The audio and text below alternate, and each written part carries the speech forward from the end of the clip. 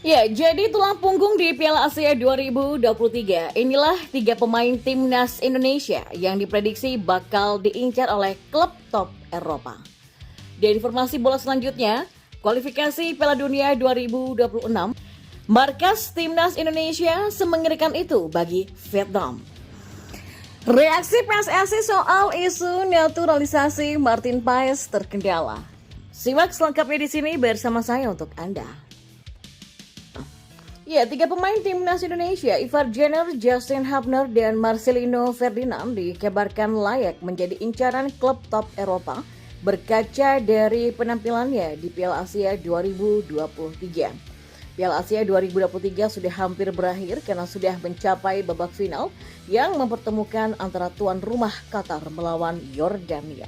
Ajang ini pun mendapatkan sorotan dunia, bahkan beberapa pemain muda yang ikut tampil diprediksi bisa menembus klub top Eropa. Melansir dari laporan ESPN, ada 3 penggawa skuad Garuda yang disorot. Mereka adalah Ivar Jenner, Justin Hubner, dan Marcelino Ferdinand. ESPN tidak sungkan memuji penampilan Marcelino Ferdinand bersama timnas Indonesia di Piala Asia 2023. Meski usianya masih baru 19 tahun, ia selalu bermain dalam 4 laga. Gelandang Kemiske Denze ini berhasil menyumbangkan 1 gol serta memiliki statistik yang apik. Gelandang 19 tahun ini bermain di berbagai posisi dan memimpin statistik dalam tackle, take on, dan tembakan dari permainan terbuka. Dan menurut Opta, ia hanya kalah dari Jenner dalam perolehan bola, kata laporan ESPN. Selanjutnya ada Ivar Jenner yang juga tampil mentereng di lini tengah skuad Garuda. Gelandang berusia 20 tahun ini juga disorot karena selalu tampil dalam 4 laga. Selain itu, karir Ivar Jenner disorot karena sudah bermain di FC Utrecht dan bisa saja menjadi incaran klub elit di masa mendatang. Terakhir ada Justin Hubner yang kini bermain untuk Wolverhampton Wanderers. Nah, ESPN juga menyoroti bahwa Justin Hubner bermain potensial karena ia sudah rajin tampil di Premier League kedua sebagai kapten. Bahkan bek muda ini pernah masuk tim senior tapi belum merasakan debut. Media Vietnam menggambarkan kengerian Stadion Utama Gelora Bung Karno atau SUGBK yang akan menjadi markas timnas Indonesia menjamu Golden Star Warriors di kualifikasi Piala Dunia 2026.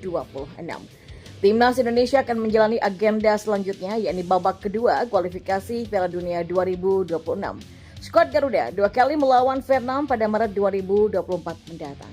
Yang pertama, anak asuh Sinteyong ini bakal menjamu Vietnam pada 21 Maret 2024. FIFA merilis SUGBK yang akan menjadi venue di laga ini.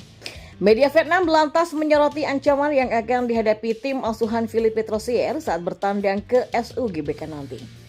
Tim Vietnam akan menghadapi tantangan nyata. Selain harus menjadi tim tamu di negeri ribuan pulau, anak asuh Philippe Troussier ini akan menghadapi tim Garuda di Stadion Utama Gelora Bung Karno. Tulis laporan Bongda yang didukil pada Jumat 9 Februari 2024. Yang perlu diperhatikan adalah efek suara yang mengerikan dari antusiasme supporter negara tuan rumah. Efek suara yang ada di sana ini mampu memberikan tekanan besar dan membuat jera semua lawan, ujarnya. Adapun Vietnam mengalami hasil yang kurang apik ketika bertemu dengan timnas Indonesia terakhir kali. Golden Star Warriors kalah 0-1 dari Asnawi Mangko Alam CS di Piala Asia 2023. Bahkan kekalahan ini membuat Vietnam harus tersingkir dari Piala Asia 2023. Sedangkan timnas Indonesia sukses lolos ke 16 besar.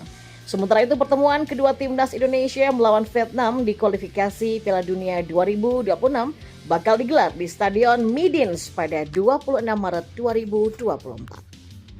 Ya, anggota Komite Eksekutif atau Exco PSSI Arya Sinulinga angkat bicara soal isu naturalisasi Martin Paes yang disebut bisa terkendala karena aturan dari FIFA. PSSI menegaskan tetap akan melanjutkan proses naturalisasi Paes hingga menjadi WNI.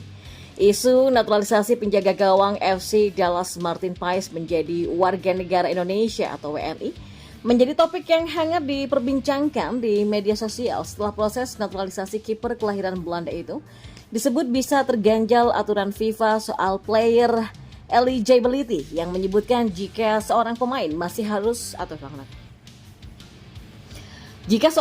masih bisa membela timnas negara baru asalkan tidak memainkan pertandingan level apapun bersama negaranya yang sekarang sebelum usia 21 tahun. Ini banyak banget isu yang berseliweran ya tentang Martin Paes. Mungkin ada seorang pengamat sepak bola yang menyampaikan, kami meluruskan ya. Ya, memang ada kendala di sana karena pada dia usia 22 tahun masih membela salah satu negara anggota FIFA. Tapi PSSI saat ini tetap proses Paes sampai mendapatkan warga negara Indonesia, kata Arya.